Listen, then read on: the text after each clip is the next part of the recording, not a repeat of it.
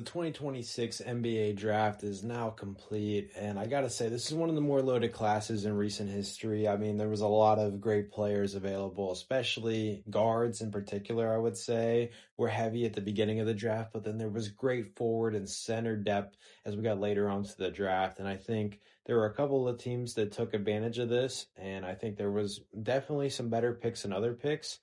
And I would like to talk about my favorite picks from the NBA draft, my favorite players from the NBA draft in particular, and who I'm looking forward to seeing this year, and seeing what kind of difference and what kind of rookie seasons they can have. The first player I want to talk about in this draft is going to be the seventh overall pick that went to the Sacramento Kings, Darius Acuff Jr. In my opinion, Acuff was probably my favorite player in the class personally. I think he's got such a nice film and just overall tape to him. He can knock down the open jumper. He can drive to the paint and finish on defenders. He can hit the fade away. His jump shot is literally just so smooth. It's literally he just is so calm and relaxed, and he's just got a very nice sense to him on offense. I mean, one of his big things was the potential lack of defense he might provide in the NBA. But I think you look at his offensive value and just pure scoring. I think he's, at least jump shooting wise, he's up there with Peterson as, one of the best offensive players in the class, if not, top two, top three. He knocks down the three ball at 44% in college, and he can play make a decent bit for you. That's not going to be like the number one thing you're looking for with this guy. I mean, he's just a scorer. Yeah, I think he's just one of the best scorers. There's some people trying to, comp him to Jalen Brunson. That would be quite the thing if he could become a Jalen Brunson, but I think this guy really could, help, revive Sacramento. I think he could be one of those guys that comes in and really, just helps them out.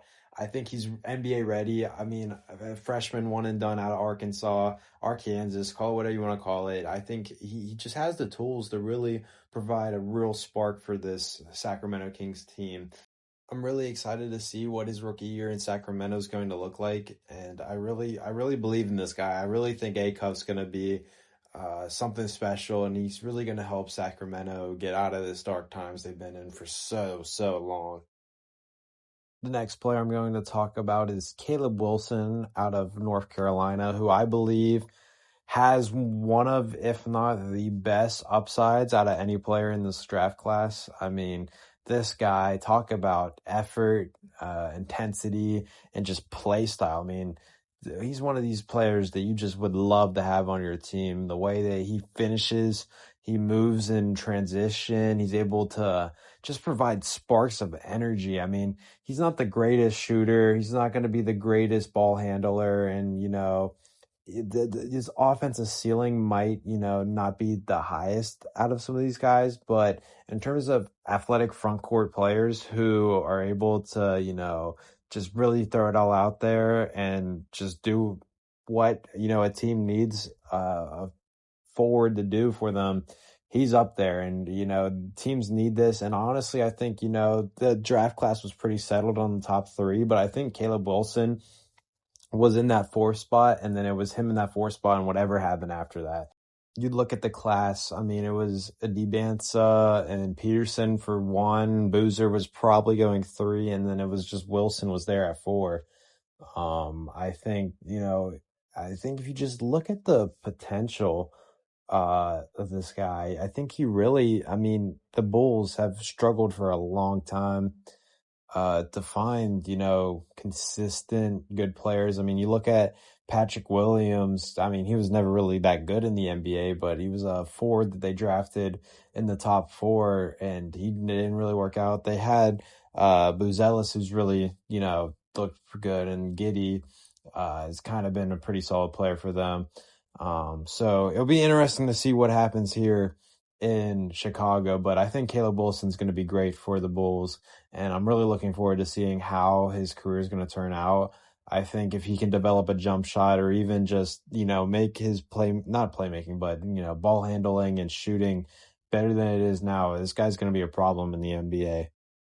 I really wanted to talk about Acuff and Wilson before getting to Dabansa, just because I know everybody's probably talking about Dabansa with, great reasoning why. I mean, this guy has future probably MVP potential. He's one of the best prospects that I can remember in recent history coming out of the class, and there was still debate if he was going to go one because of just how stacked this class is, him and Peterson.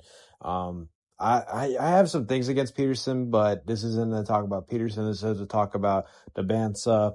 I mean, talk about this guy. It's hard not to say stuff that you don't like. He'll punch on you. He'll cross you up. He'll hit a shot in your face. He'll drive to the paint, finish in your face. He'll block your shot. He'll steal the ball. He'll do whatever he really wants to on the court, and there's not really much that's going to stop him. I mean, the size is there. He's 6'10", 200 plus pounds. He can attack downhill with the mid range and finish at the hoop. He excels at, playing through the contact. He's a mature player. He makes great decision making, and his passing is even getting better. It's just this guy, the sky's the limit with the Bansa. And I think, one thing that I guess if you want to pick a part of his game that's inconsistent, it's probably the 3-point shooting. But even then, I mean, he's still able to knock down a shot. It's not like he's not a walking brick out there. He's only a 33% shooter, but still, I mean, it doesn't really matter. I mean, this guy provides pretty much every sort of aspect of basketball that you could ask for, a 6'10", 6'9" forward. To be this ball dominant and really just, make his impact pretty much everywhere. He's been, considered a number one pick since his freshman year of high school. And, he only exceeded expectations. I mean, he led D1 in scoring last year on the 51% shooting.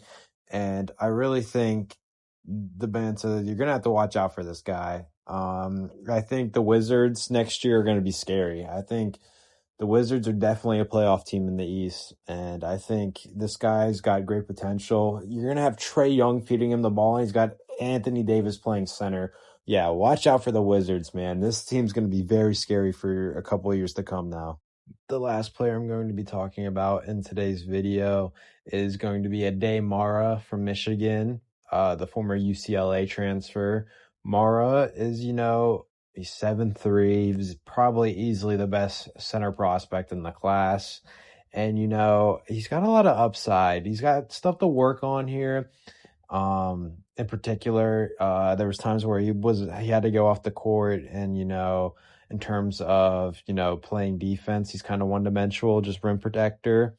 But in terms of development wise, he has decent playmaking. He's a good passer for his size, 7'3". He's got great movement on the block. When you're in the ball, he can really, he has some great post moves.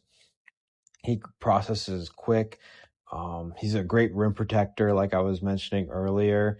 And you know what? His jump shot wasn't really anything special in college, but he has been developing it a little bit. And over, time, possibly could become a very dangerous player. I think the Thunder ending up with him is probably the perfect team for him. He doesn't have to worry about starting right away. He can develop, and he's got Chet Holmgren. He was terrible in the playoffs, but in terms of a stretch big man, Chet's a pretty good person to learn from. And the Thunder need that size, 7'3" rebounding ability.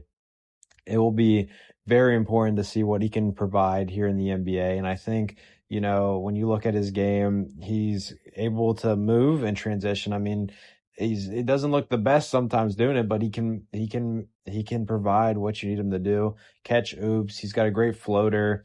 And really, if he gets the ball on the block, I mean, if you're not careful, he's going to make you pay.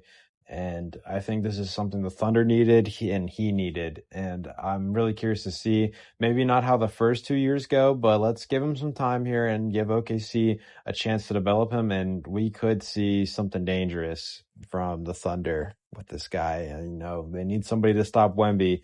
Could it be Mara? That's going to do it for my favorite picks of the NBA draft, more specifically my favorite players of the NBA draft. I'm curious who you guys down below think. who were your guys' favorite players in the class. There's a couple of guys I didn't talk about who I could consider, and then some obvious ones like Peterson and Boozer. But I wanted to talk about me specifically, who I really like in this class. And yeah, I mean, shout out Darius Acup. I think he's really going to be the answer. But yeah, that's going to do it for me today. Hope you guys enjoyed. Like I said, let me know who your favorite players in the class were and what you guys think about the people I mentioned. And that will do it for today's video, and I will catch you guys in the next one.